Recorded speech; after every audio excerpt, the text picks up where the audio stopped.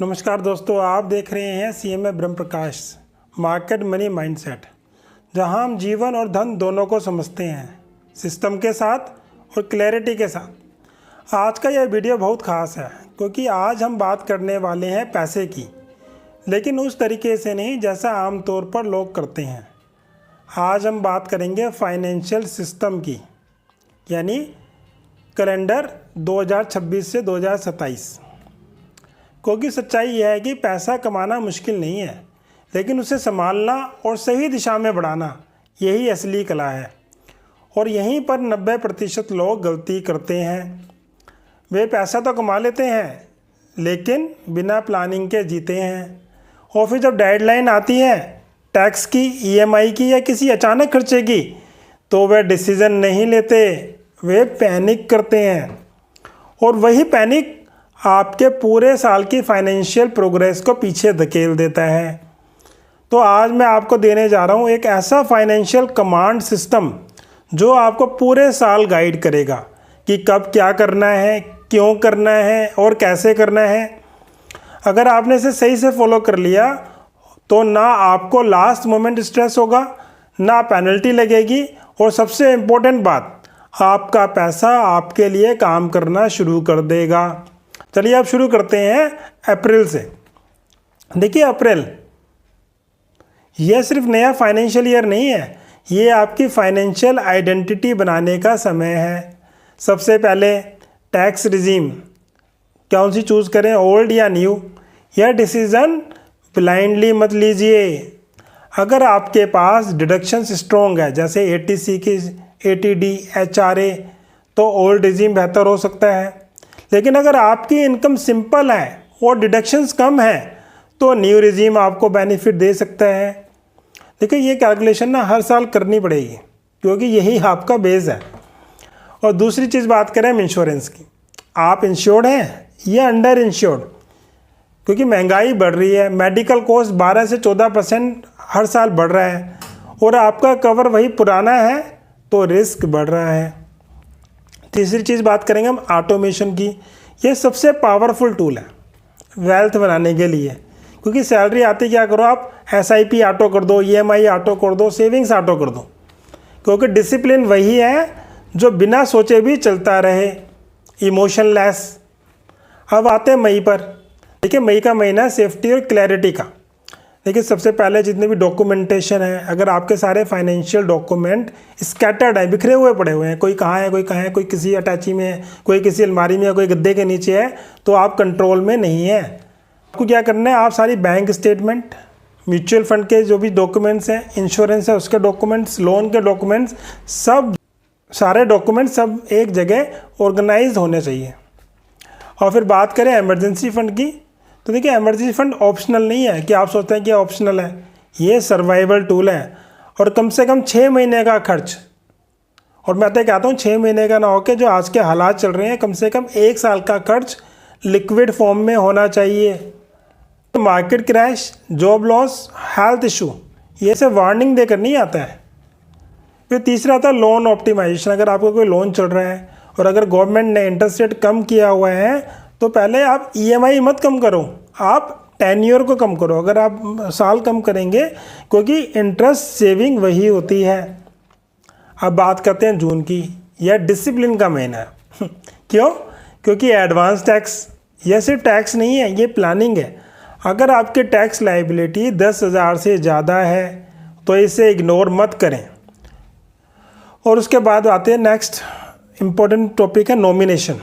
देखिए, बहुत से लोग ना नॉमिनेशन को इग्नोर करते हैं, लेकिन यही सबसे बड़ा रिस्क है, क्योंकि हर अकाउंट में नॉमिनी होना चाहिए। अगर कल को कुछ हो जाए तो कम से कम वो पैसा हमारे रिस्पेक्टिव मेंबर के पास जाना चाहिए। और बात करते हैं जुलाई महीने की। जुलाई है एग्जीक्यूशन का महीना। क्यों? इसमें क्या करना पड़ता है, ITR फाइलिंग का टाइम आ गया। लास्ट मोमेंट का इंतजार मत कीजिए, अर्ली फाइलिंग करिए, क्योंकि उससे क्या होगा, आपकी कम गलती होंगी, फास्ट रिफंड होगा, जीरो स्ट्रेस होगा। और साथ ही आपका जो क्रेडिट स्कोर है वो भी चेक करें, क्योंकि आपका सिविल स्कोर क्या है, ये आपकी फाइनेंशियल रेपुटेशन है। अब बात करें अगस्त की, तो ये फ्यूचर प्लानिंग का महीना है। अगर आपके पास एसेट है और अपनी विल प्लानिंग ज़रूर करें, और फेस्टिवल बजट बनाएं, अभी से बनाना शुरू कर दें ताकि बाद में कोई उधारी ना लेने पड़े।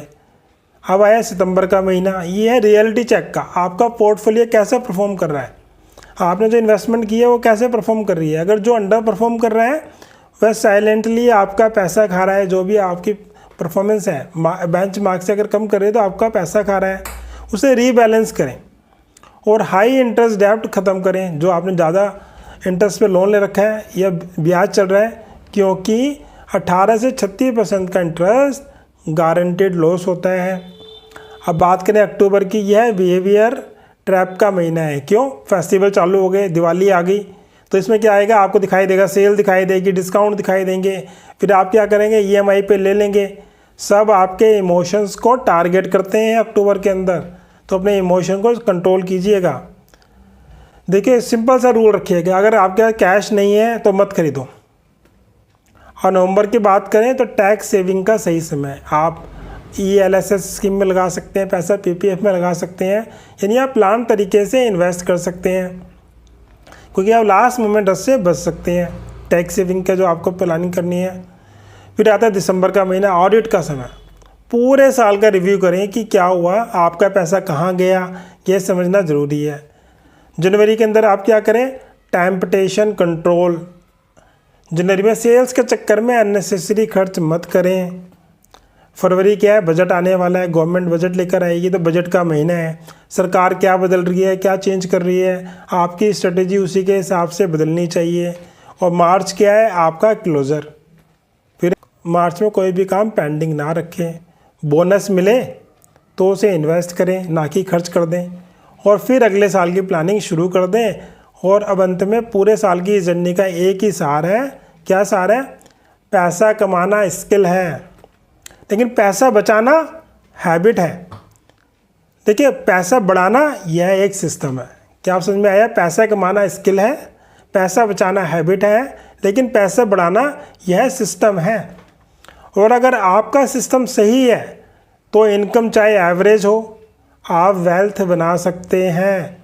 लेकिन अगर सिस्टम नहीं है तो हाई इनकम भी आपको रिच नहीं बना सकती।